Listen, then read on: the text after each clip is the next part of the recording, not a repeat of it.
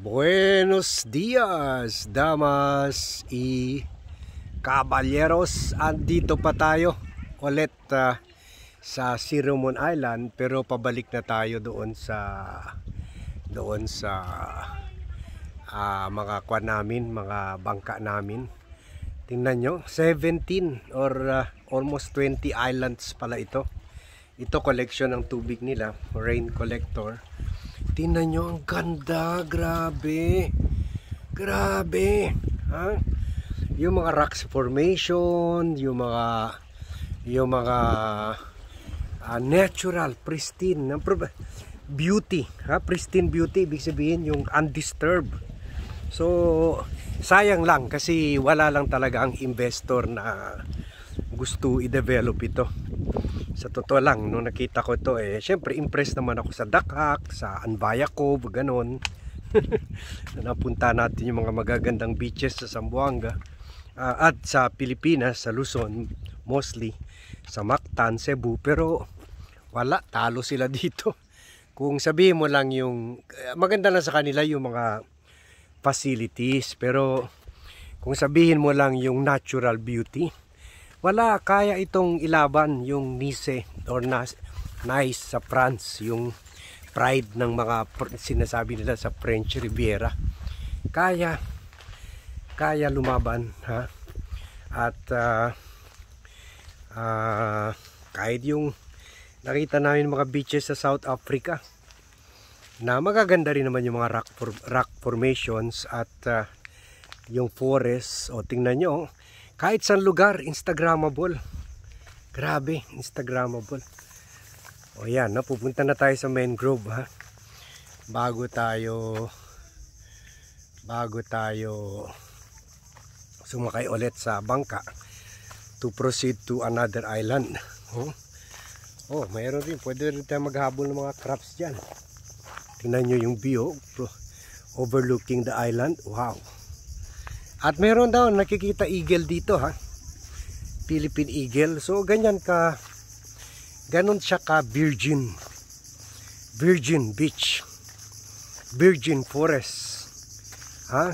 Parang feeling mo pag andito ka, kung ikaw yung tipo na tao na ayaw mo magulo, ayaw mo yung nasa beach ka, ang daming mga videoke, ayaw mo yung marami nagpipicture, nagbibideo kagaya sa ginagawa ko ngayon.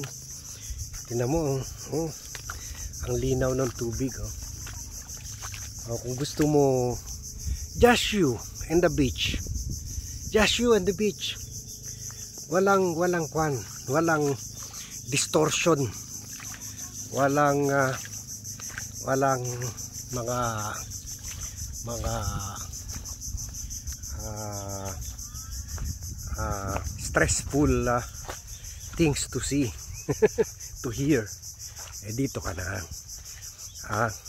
di ba may movie yun, Eat, Drink, and Pray. Dito ka kung actually hindi pa ako nakapunta sa Phuket, Thailand or Bali, Indonesia, pero wala naman ako balak kasi magaganda pa, alam ko magaganda pa yung beaches natin dito. So lalo na ito, tingnan nyo, fine sand, very hindi masakit sa paa.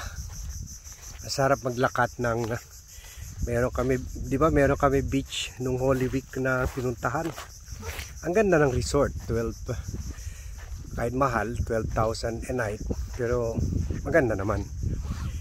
Pero ang beach normal lang, pangit pa nga yung yung sand. Dito kulang lang is a resort, pero yung place mismo ang ganda, yung place mismo ang attraction. So ito na, this is it. Actually first time ko pa lang dito, but I'm blown away by the beauty. I like it. So don't forget, again, Siromon Island, only one of the 11 islas. Or actually, hindi daw nila binibilang tulad yung maliit isla doon, hindi nila binibilang yun na part of the 11 islas. 11 islands. Binibilang na nila yung mga malalaki.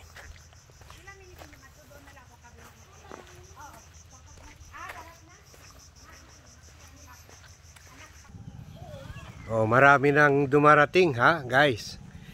Pero paalis na tayo. Sunod, move on na tayo sa isa pang isla. Tingnan nyo, fine sand, oh, fine sand. Hindi ko gawa-gawa lang yan. Oh, fine sand, yung beach na pinuntahan namin sa Zambales, kailangan pa everyday i-grader nila para pagandahin, para alisin yung mga bato-bato.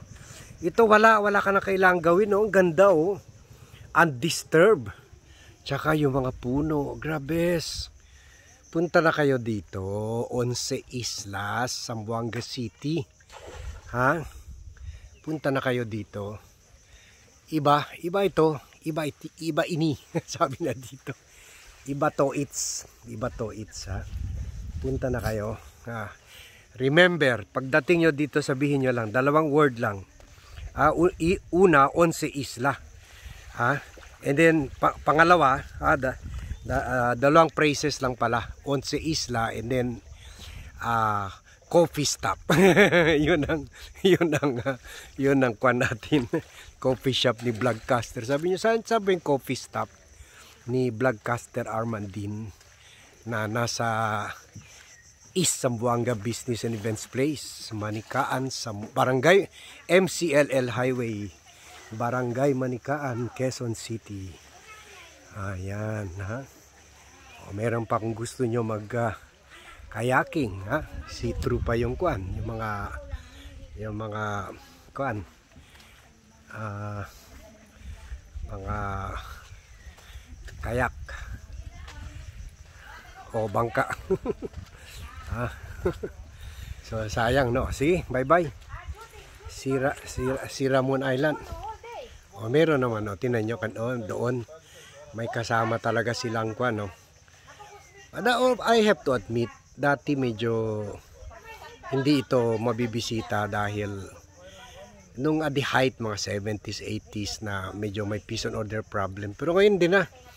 Kasi ang gobyerno gobyerno na mismo ng local government, represented by Miss Sarita Sebastian, and also the national government, Department of Tourism mismo, sila na ang nag-team up to make this place not only beautiful, tingnan nyo, may tour guide pa kami, but peaceful. Tingnan nyo, naka long arm sila. Dapat pala mag-picture tayo dyan, naka long arm. Mamaya. Andito mga bata, oh, enjoy. Marami. Naikot na rin yan ng mundo, pero impress sila sa beauty dito. Kita mo, enjoy sila. Tingnan nyo, ang ganda ng tubig. Doon sa ibang isla, sir, wala na siyang mangrove. Dito sa 11 Islands. Dito lang meron. Okay. Kaya nga yung karakteristik ng isla, kung anong meron sa isa, yung iba-iba. Oo. Nakita ko mga crabs kanina eh. Magpaka kita kanila para makasampay Taiwan ko. Okay, sir. Pwede, please. Kami lahat. As. Tingnan nyo, ang linaw-linaw ng tubig, oh. Nasa far out into the sea tayo. So wala talagang pollution. Hindi kagaya sa Peking Beach dyan sa Dolomite Beach sa Ross Boulevard. So kung sawa na kayo dyan sa Dolomite Beach sa Ross Boulevard, punta na kayo dito. So sige, bye na tayo from Siromon Island. Thank you very much everyone for watching, and see you in my next vlog. Thank you for joining me in this vlog.